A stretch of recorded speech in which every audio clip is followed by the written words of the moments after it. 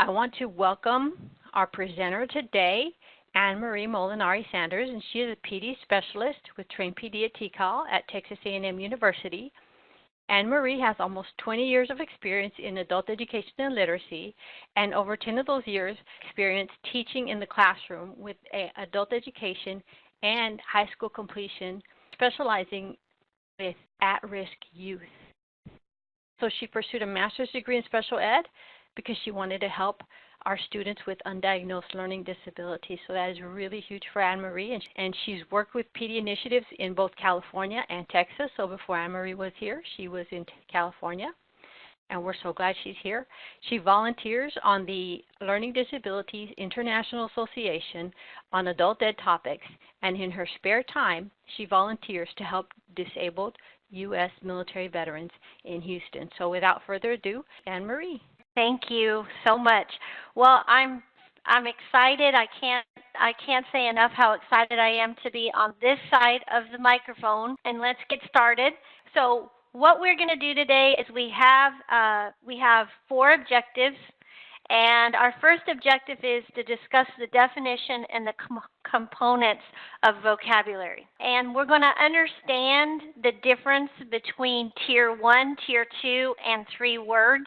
And you're going to leave here with some very specific resources that I hope that you return to. And I wanted it to be more than just about websites, but some actual resources you could share with the teachers or share in your classroom. So those are the first 2. The second 2 are we're going to explore several websites suited for instruction and student independent practice. And we're going to actually just explore 2, and I'm going to tell you why in a minute. And we're going to introduce evidence-based instructional practices for teaching vocabulary. So I always look for people to share with me their reviews of the Tech and Tells, what's working and what's not working. And one of the most critical reviews that's helped me is that we cover too many websites or too much jumping around and there's too much information. So today I decided to focus on just 2 websites. And we're going to dig into them, and we're going to look at them, and then we're going to talk about how you can use them in the classroom, because there are so many resources out there, but what I'm finding with vocabulary is a lot of them aren't free. And there's a lot of great ones out there, but they're not free. These 2 are free and they're easy to use. So I wanted to share that with you because I thought that was important. Those of you that have worked with me have been to my trainings. I'm really big on research, but in a practical way, right? Research is great, but we've got to have it's got to be practical. And this is a wonderful resource that is a little older, but it is still one of the best ones out there. I was lucky enough to go to several of Susan McShane's workshops during the early 2000s, and she has a wonderful resource called Applying Research and Reading Instruction for Adults, First Steps for Teachers. And everything I share with you today is going to be coming from this book, and she also gives you strategies on how to teach the 4 components of reading: vocabulary, comprehension, fluency, and something called alphabetics, which is your phonemic awareness and your word analysis. Okay, so I wanted to share that with you. It's available in print, but you can download it free from this link. And so I hope that you do this because it's a wonderful book. All right, so here we go. What is vocabulary? A working definition. So vocabulary refers to the knowledge of word meanings, and there's 2 types of word meanings. We have number 1 and number 2. We have oral vocabulary and we have reading vocabulary. All right. Now, oral vocabulary is the basis for meaningful reading. It's what everybody needs when they start reading. And it is when you're learning to read, if a child or an adult is learning to read, they're connecting the printed words with words in his or her vocabulary. So this is where decoding takes place. And it is when people translate the letter sounds that they see or hear, and they translate the printed symbols to meaningful words. All right, so it involves decoding the sounds and transferring that to print and then being able to say the word. But here's the thing. Oral language is only as good as a person's ability to decode, and if they're already in the reading in the person's oral language. So oral vocabulary is important, and people may be able to recognize a lot of words, but that doesn't mean that they know what those words mean. Oral vocabulary, they can know a lot of words, they can say a lot of words, but that doesn't mean that they understand what they mean. So that's one component of vocabulary. And then the next level that we have is reading vocabulary. So oral vocabulary, when learning to read, a learner connects printed words with words in his or her oral vocabulary. And oral vocabulary involves the process of decoding, translating sounds into words. Decoding only works if the words are already in the reader's oral vocabulary. So this is very important for beginning readers. But oral vocabulary is essential for ESOL learners too, English speakers of other languages. Those students really need to improve their oral vocabulary. All right, so the next one we're going to look at, we just looked at oral, now we're going to look at reading vocabulary. Readers can't understand a writer's message unless they understand the meaning of most of the words they are reading. Okay, this is where a lot of our students trip up. This is where we have a lot of difficulty in the classroom as far as getting our students to understand the vocabulary that they're encountering. And so let's break it down. So as adult readers interact with nonfiction in subject matter areas, they often encounter words that are not in their oral vocabulary, right? Excuse me. So they just don't understand all these word meanings that they encounter. But think about the implications of reading vocabulary for an IET class. My goodness. They have to tackle the textbook, but think about all the words that they're going to need to learn. And that leads me into the websites that we're going to take a look at in just a little bit here. So the next thing, and this is what we just talked about, what are the implications of this for an AEL, for AEL participants and attending an IET class? What are some of the things that they struggle with in vocabulary in an IET class? Technical terms. That's exactly right. All right, content, industry-specific terms. All right, very good. Yeah, so let's move on. Here we go. Why is vocabulary knowledge critical to the success of adults who participate in adult education and literacy classes? So let's just kind of summarize it together. So why is vocabulary knowledge, both oral and reading, critical to the success of adults? Okay, thank you, Kelly. Kelly says in an IET because it's the difference between being successful or not in their jobs. Thank you, Kelly. And Mauro says it allows a person to be more confident in what they're reading and knowing what they're to do on the job. And then Tabitha says it's a main foundation upon which all other knowledge is built.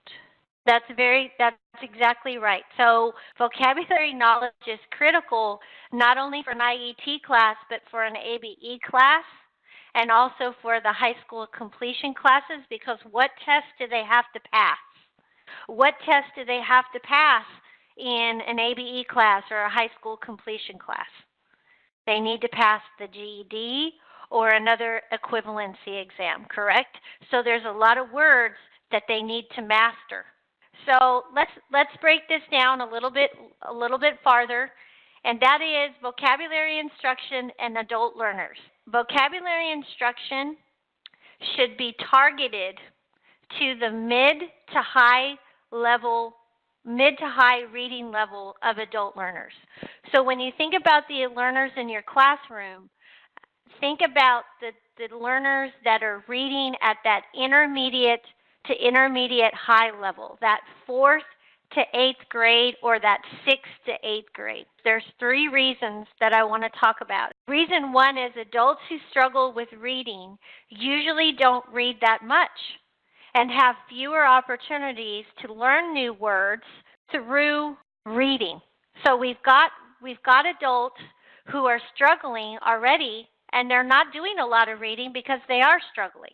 And then reason 2 is many adults in adult basic and literacy education programs may not have completed high school and or have deficit skills in secondary school curriculum areas, including science and social studies. They don't have the technical terms, maybe for an IET class, but beyond that, they don't know the words that they're going to encounter when they're studying for the GED exam. Learners at that mid to high reading level are really the ones that you want to target for vocabulary instruction. Your low literacy learners are the ones that are going to need oral vocabulary. If they're struggling at the lowest levels of literacy, they need more phonics and alphabetics instruction. Okay?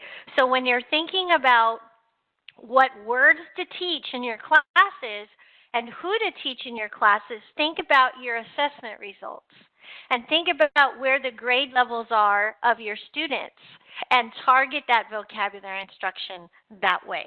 ESL students, and I put here too, I said think about all the difficult vocabulary words in those content areas of science, social studies, and I would even argue mathematics.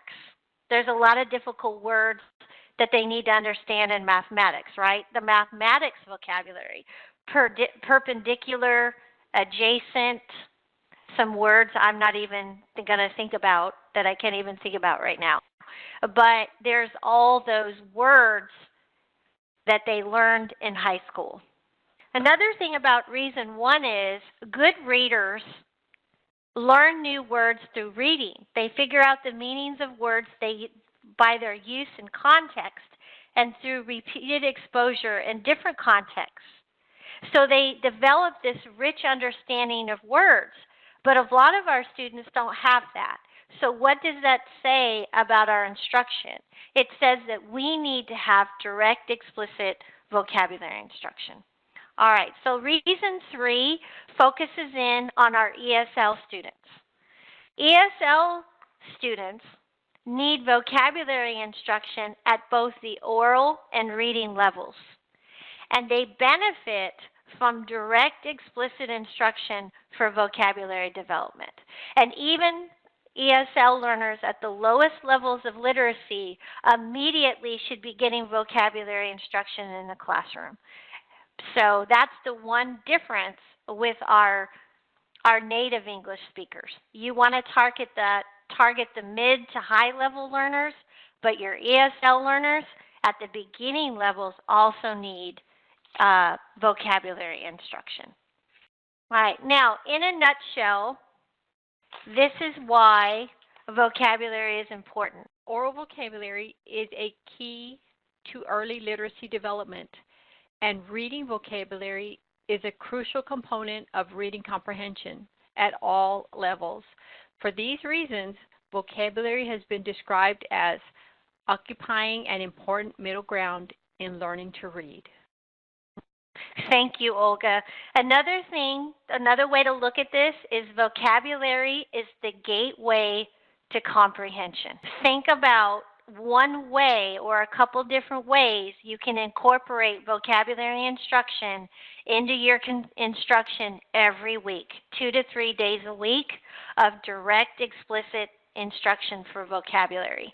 And one thing I did want to also share with you back to the reasons, and we're going to start explaining pretty soon here, is that those adult learners, our native-born English speakers, and also our ESL students, need vocabulary instruction Also with technology integration. So these websites are going to be great for them because what happens is sometimes our adult learners get stuck in a cycle.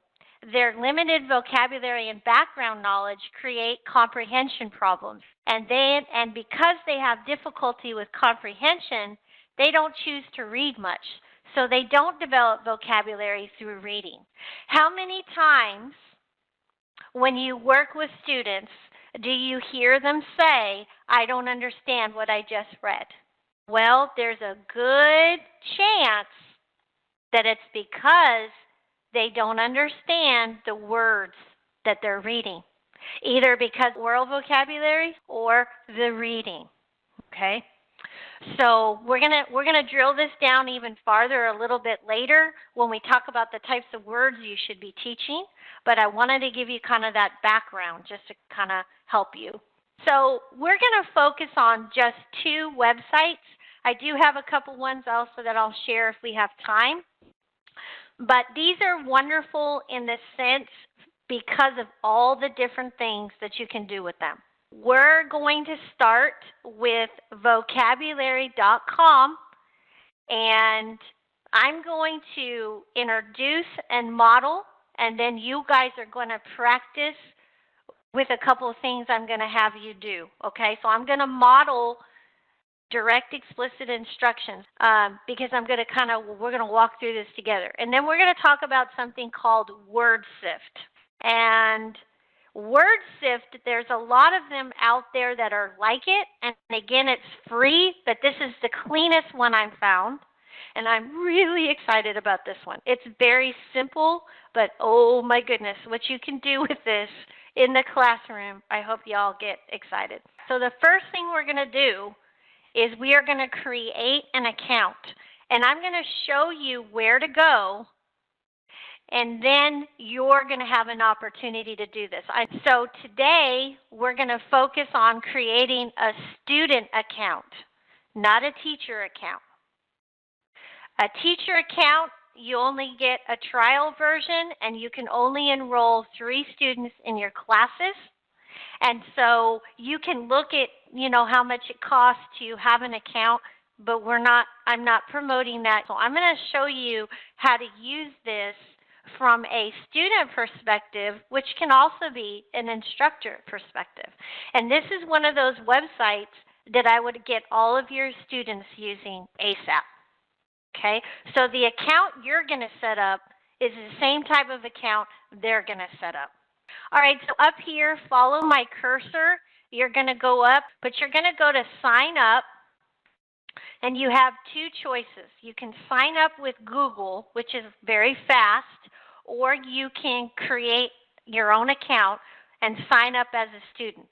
When you sign up as a student, if you don't sign up with Google, they're going to ask you some general questions. Your birthday, your name, your email address, password again, and then they're going to ask you what grade. So you decide what grade you want to be. I mean, I think 12th grade. It doesn't matter. And then also it's going to ask you what school you're associated with. I just put other. So don't stress those details, okay? Because it's just going to create an account for you to use. And then from there, you can do all these different activities, okay? So then you're going to hit down here, create your account. Make sure that you do the little CAPTCHA.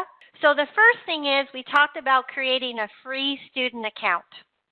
And your students can be using this at home for practice once you share with them the word list that you want them to learn. Also, it's available on an app, on a phone, for all devices. Okay? So they can download the app for an Apple, for an Android, for a tablet, etc. Right? There is a student dashboard, which I will show you. There is a text-to-speech option that I just found late last night, which is awesome. And the voice is cool. Vocabulary list library Now, we'll talk about that. And each list contains 3 different activities: practice, spelling bee, and vocabulary jam. In vocabulary jam, you can actually have your students play in the classroom in teams to try to see who can get the definitions of the words fast enough. So it's very much like Kahoot. I'm going to go ahead and I'm going to sign in. All right, so let's look at what's up here. So up at the top, you can see that there is a play version, and this is just random. This will just bring up words, just random words. This doesn't have to do with the lists that I'm going to show you in a minute. Okay, there's lists that you can pull up, and then you can start practicing. But these are just random words. And if you look down here, do you see where it says turn on spoken audio? When you turn on the spoken word audio down here, it will literally read everything to you that's in the little white box. And then it will give you the sample sentences. So let's just do this very quickly. Stressed means to be what? Stressed. Maybe accented. So this is what I wanted to share with you. This is what's wonderful, is once this comes up, you can turn your spoken audio on and it will read this whole thing to you. All right, so that's just that feature. I wanted to just share that feature with you. So then everybody has the option of looking up a word. All right, so, and then they have these options down here for a featured word. So if you want to look up a word, it will show you what the word is. You can add it to a list, and I'm going to share with you how to create a list in a minute. I don't want to go too fast. And then it breaks down everything on the page for you. It breaks down the different definitions, what word family it is, and it's wonderful. And I don't see, and then of course there's an audio right next to the word. So it will say the word, which again is going to be good for oral vocabulary, right? For our ESL learners and our beginning or our struggling ABE learners. So that's that option. We talked about the text-to-speech in the beginning. And let's look at the student dashboard. As a student, you can see this little dashboard up here. Does everybody see the little fishy or whatever that thing is? And it has my name, A. Molinari. So if you open that up, you can see all these different things here. And so when you start your account, it's going to start giving you all these different options based on how much you've done. So let me click on assignments and activities. And I don't have any assignments to complete because I'm not in a class. And again, this feature is going to be available only if you're in a class and you have a teacher that's paying. So that's why I opted not to show you this, because you only get 3 students, and I didn't want it to be discouraging, because I think you can do as much as a student as a teacher. The teacher side, the paid side, is going to have all your tracking options, your charts for performance, and all those different things. But it may be something you may want to consider as a program with your director or supervisor or PD coordinator. You see this thing, this icon that says vocabulary list. Now, this is probably the most important thing to remember, and you're going to be able to practice with this in a minute, is going to this list. And you've got your featured list, but look at this. You also can search by all these different ways, and these are going to bring up vocabulary lists. And then you also can go to your list, which I just showed you. I've got 4 lists that I've started right here. So let's go back to by featured list, and I want you to scroll down, and I want you to look at We the People. So if I click on We the People, I can see all these different things that I can choose to study. And we've got Declaration of Independence. And in Declaration of Independence, look at all these words: dissolve, unalienable, abolish, prudence, transient, usurpation, events. It's tricky, guys. Some of these words are tough. So this is the word list for this first one, Declaration of Independence. But here are all the things you can do with it. You can practice. So this was the practice again, resume practice. And this is where they ask me questions and I try to answer them. Then the spelling bee is start the B.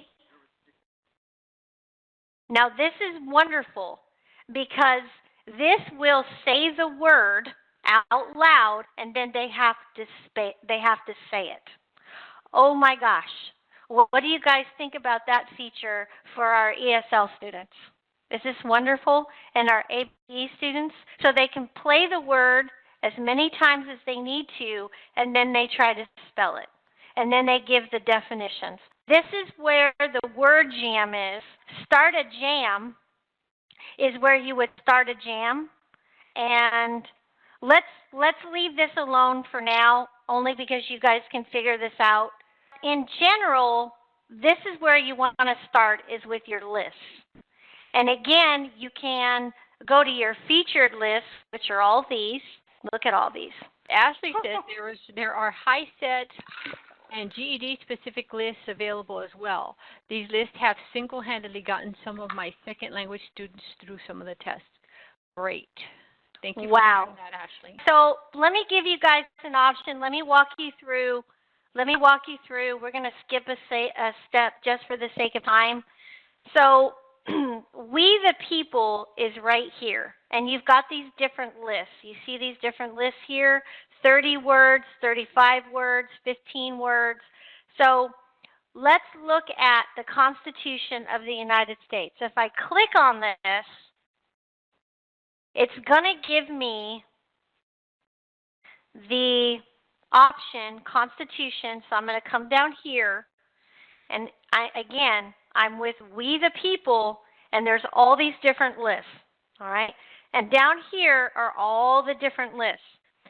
So if I come down here to the Constitution of the United States, what we can do now is we can create our own list.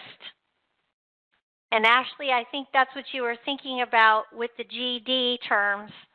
And let's see if we can go find some of those in a minute. But I want to show you how you copy this list. So I found this list. I want my students to practice it, but I want it to be their own list. So I'm going to come up here. Does everybody see where my little hand is? So what we're going to do is I know I want this list for the Constitution of the United States. So I'm going to copy this list, and look at my options. New list. I don't want to add it to a list I already have. I want to create a new list.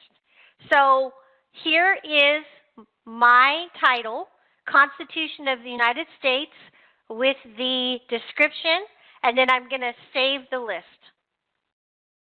Okay, so now what I do is I come here, I'm going to go up to my dashboard, and I'm going to go to my list, and look what's here, Constitution of the United States. When I click on that, look at all of my things I can do again. Practice, spelling bee, and for Mary Frances, a vocabulary jam.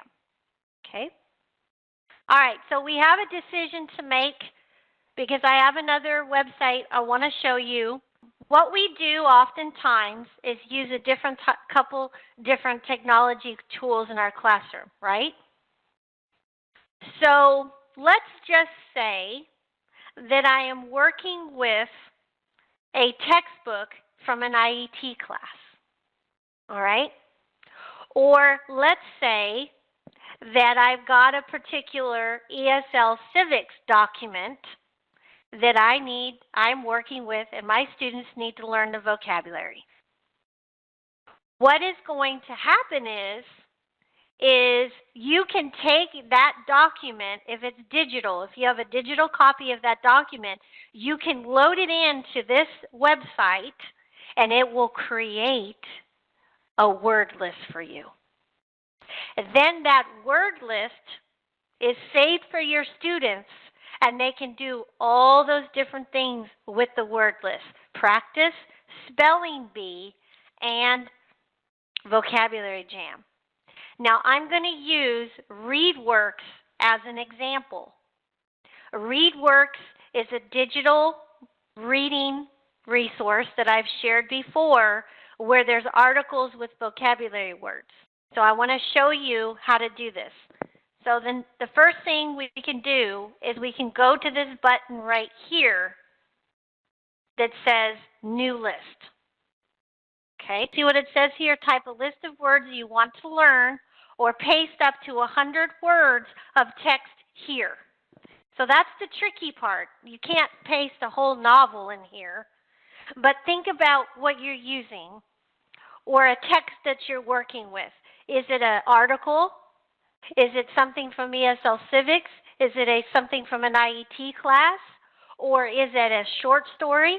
So I'm going to go to ReadWorks. I'm already signed in.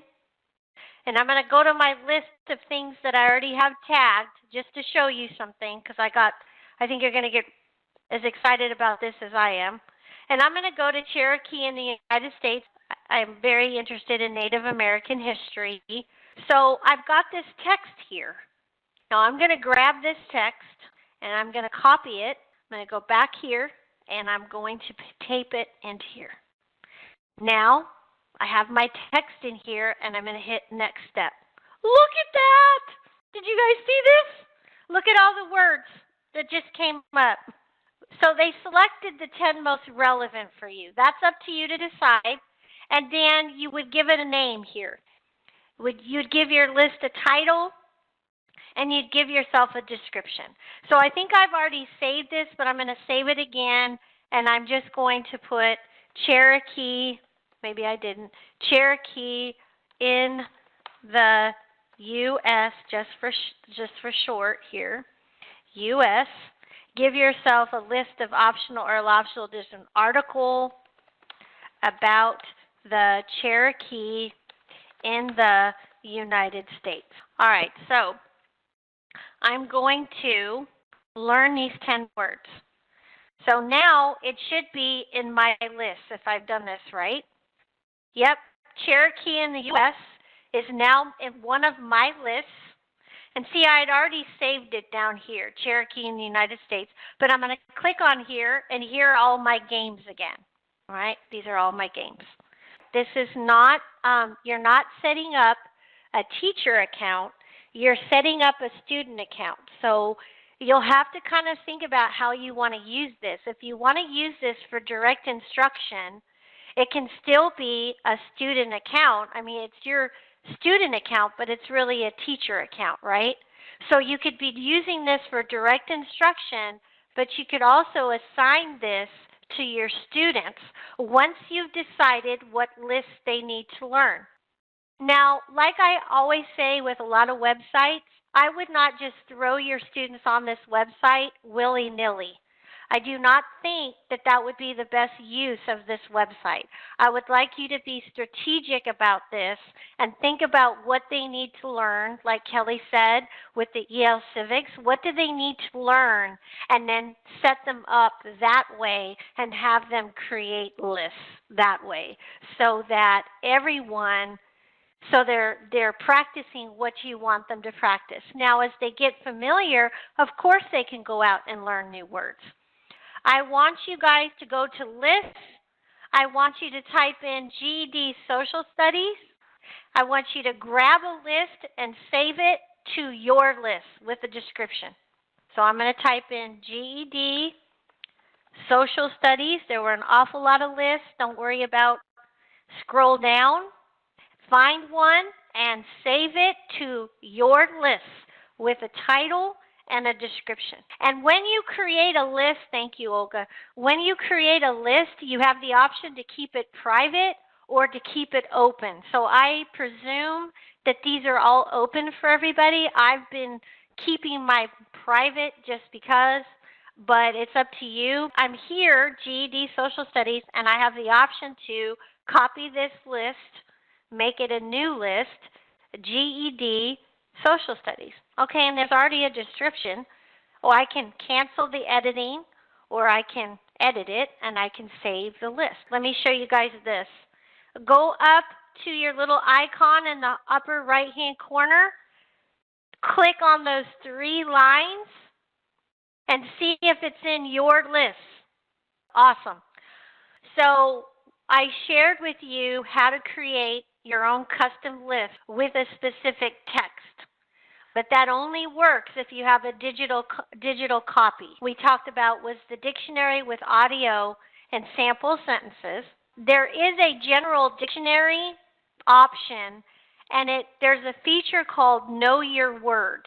So when you bring up the dictionary, if you scroll down, it's going to have a list of words that are very similar to one another. And that's an excellent feature for ESL students. And you have the option to just randomly play or look up a word that you're interested in knowing. So it's just a one-stop, excellent resource. Now this is called Word Sift. It's very simple. And there's no signing in.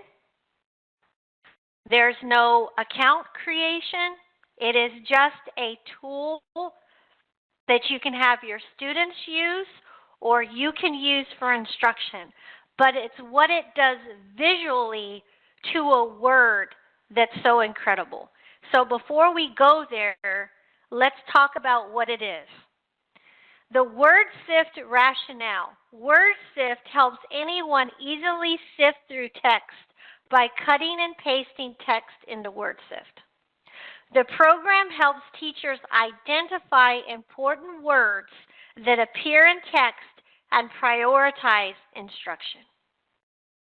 This tool is helpful in supporting English language learners to visualize and learn challenging vocabulary words. So what it's going to do is I'm going to grab a piece of text, and then it's going to create a word cloud or lists based on if I want words to go from A to Z or high priority words or if they're academic words. And then you can decide how to use these in your classroom. So I'm going to go back to ReadWorks as an example, and I'm going to grab this text again, copy. And I'm going to go to WordSift. So I've grabbed my text from ReadWorks, the Cherokee article, and I'm going to paste it into here. This is when the magic happens. I've grabbed my text, and I'm going to hit Sift. Now, what it's done is it's done a couple different things. The larger the words, the more frequently they come up.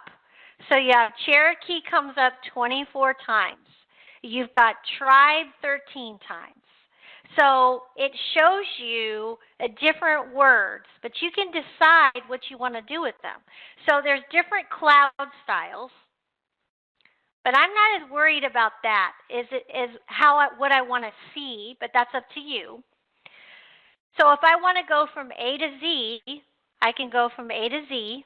I think I kind of like that better because I'm a very linear learner, so I like to see my words alphabetized. But I can also go from common to rare. So why would I want to know the common words, right? Why would I want to know those words? Because they come up a lot, right, in reading. What do you guys think? You want to know common words because those are the words that students really need to know. Students may already know them. Excellent. That's exactly right. Thank you, Olga. Kelly says they're everyday words. Exactly. And maybe if my students are not knowing a lot of those words in the text, does that mean that I need to teach them before? Right? Ashley talked about what are the words that you want to pre-teach in a text before. Yoliette talked about context clues, I think, Juliet. I wasn't sure. But this kind of zones it, this kind of tunes you into the words that you may want to teach, depending on what your students tell you they know. If you get a lot of blank stares for a lot of these words, that'll help you know what to work. But this is the feature. Well, let's scroll down. And then look what it does. For each word, it creates a mind map for you. So tribe. Let's click on tribe. You see how it turned red? Look what it does down here. Is that cool or what? It created a what for me? Look what it created for me. It created a mind map. And then it broke down all the words. A very long time ago, before the United States even existed, these are actual sentences in the article. And it's just showing you all the times tribes comes up. Now here's the best, this is the best feature, I think. Mark the words. Now, I need to put on my researcher hat here for a minute. The words that are very important for students to learn are the academic word lists. And Olga's going to remind me, because I'm going to give you a resource in the chat pod when we're done, and you're going to get a list of the academic words for subject area from Dr. Marzano. And Dr. Marzano is known for vocabulary research. He's known across the United States as a top vocabulary researcher. I've been to a couple of his webinars. I've never been lucky enough to be in actually one of his trainings, but he's amazing. But you can break down these different words. So if you want to know the math words, watch what happens. It's going to give you the math words in blue. But if you want to see a text view, you can click here and you can show your language arts words. Look at that. Then it shows you all the different words. So if you wanted to just focus on those words, you could. Okay. And then let's click on this, people. It doesn't do, it's still looking at tribes here because it didn't switch over. Remember, this is free, so it's not going to be perfect, but I think it's still very, very useful. Now, this is attached to something called visualthesaurus.com, which is a paid version, and that's when you get your images here. So this is the free version.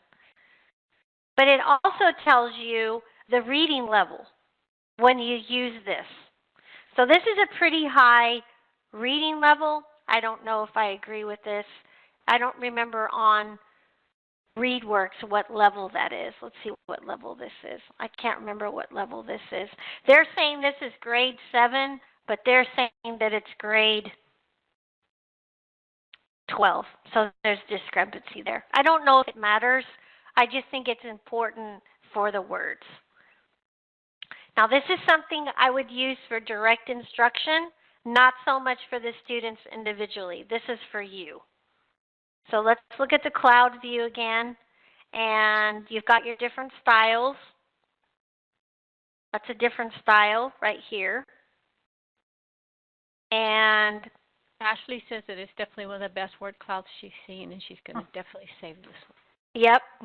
But I like it for text view and what you can see for the academic words.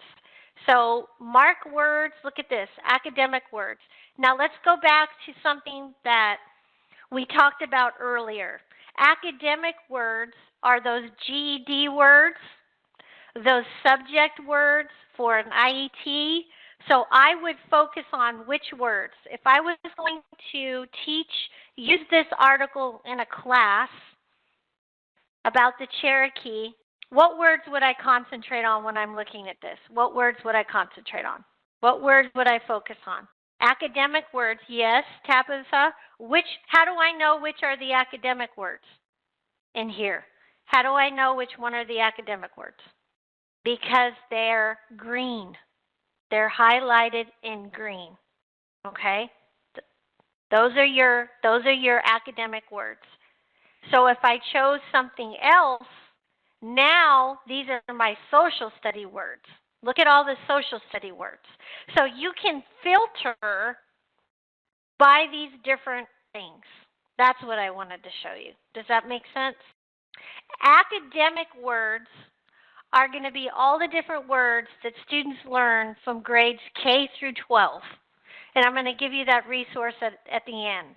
So you really want to work on your academic word list first, but then you can also work on your content words.